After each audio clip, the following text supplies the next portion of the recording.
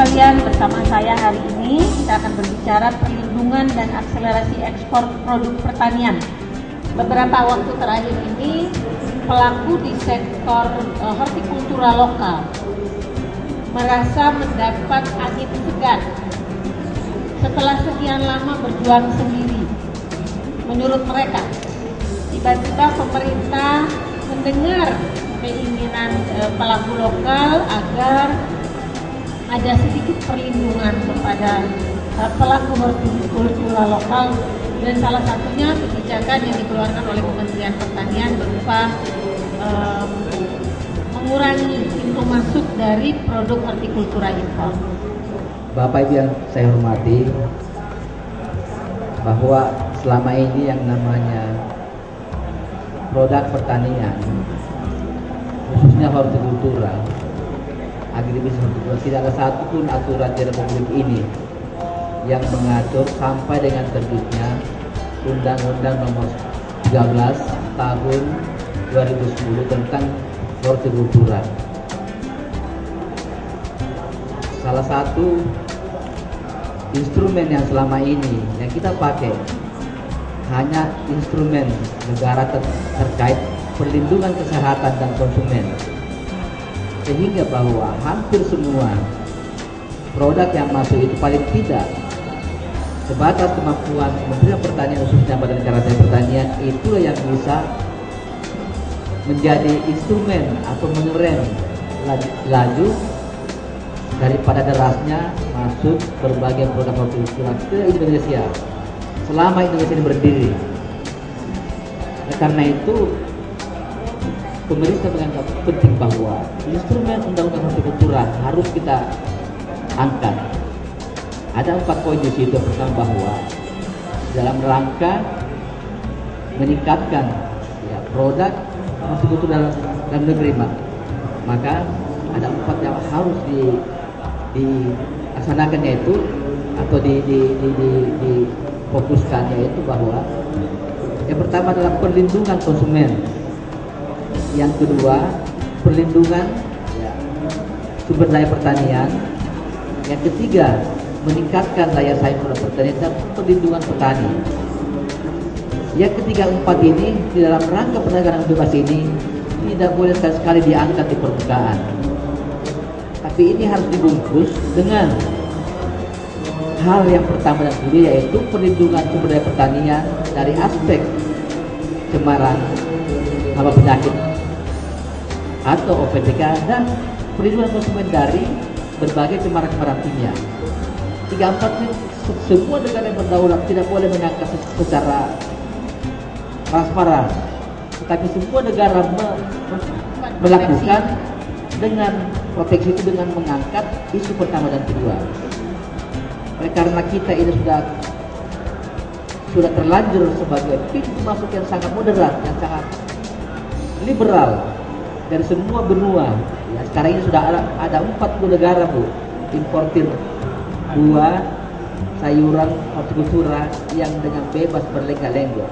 Sampai dengan hari ini, siapa pun di antara kita bisa menjadi importir produk hortikultura.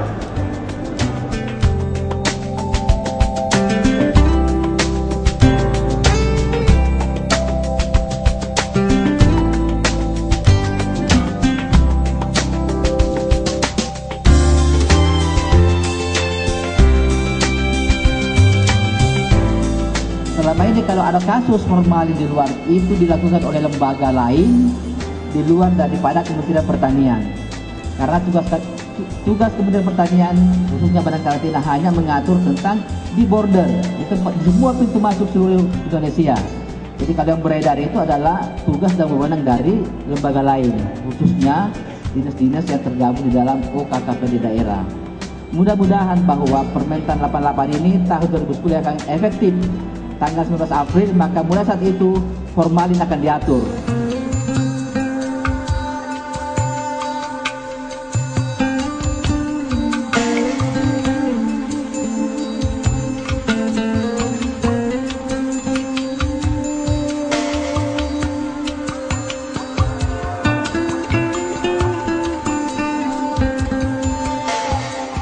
Saya tadi sudah mendengar apa yang disampaikan oleh Bapak Direktur ya, dari karantina tumbuhan ini.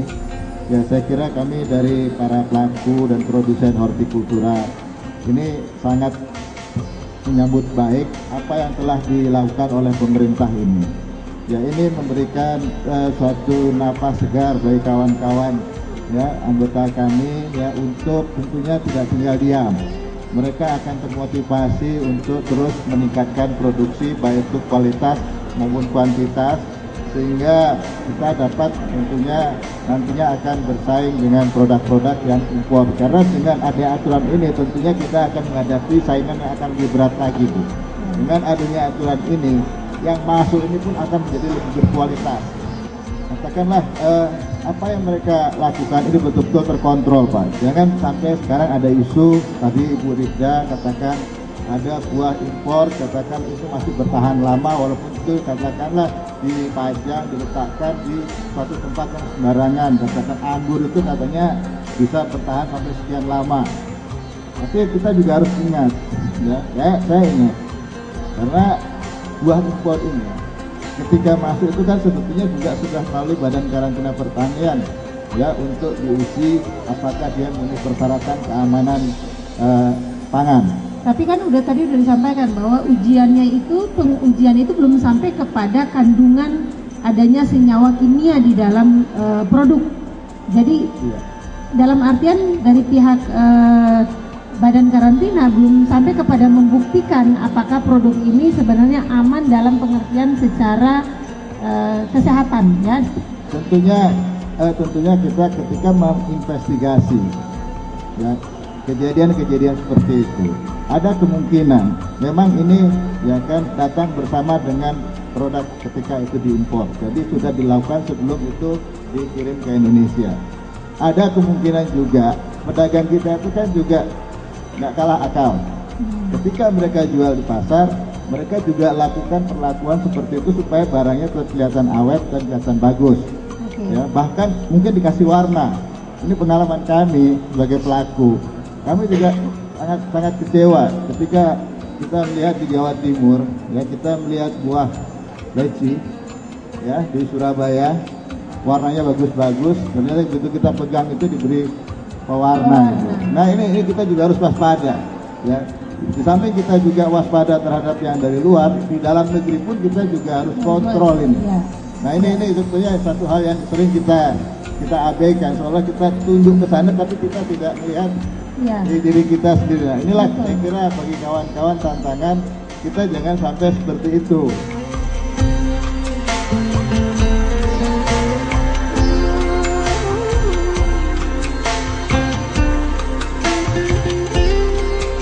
Hubungan kemitraan ini tidak terjalin dengan baik.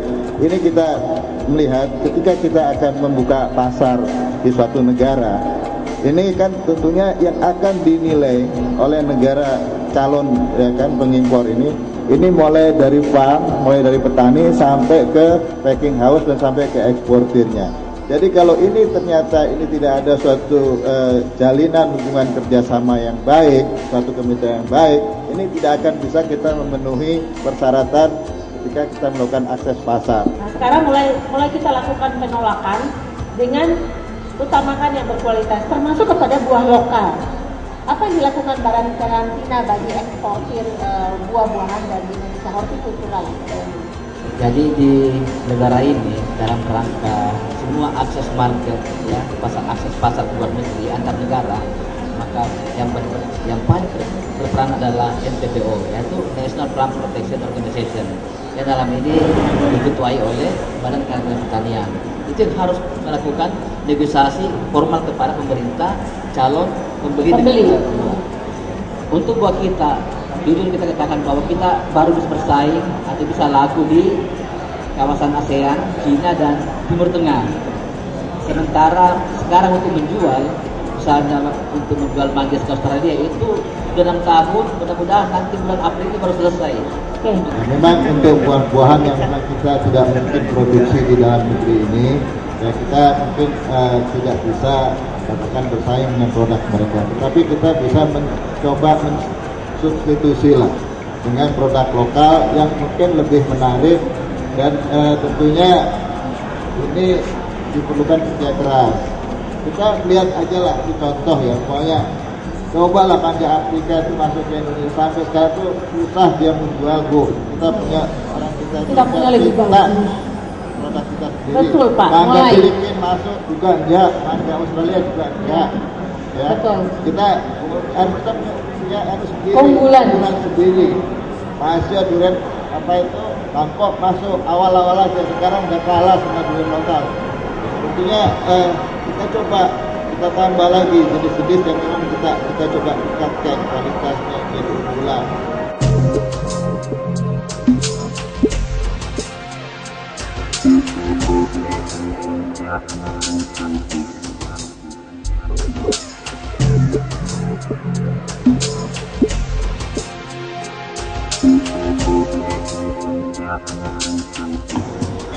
Begini Bapak-Bapak narasumber, tadi ada penjelasan bagaimana cara kita melawan berstrategi ya supaya buah-buah lokal itu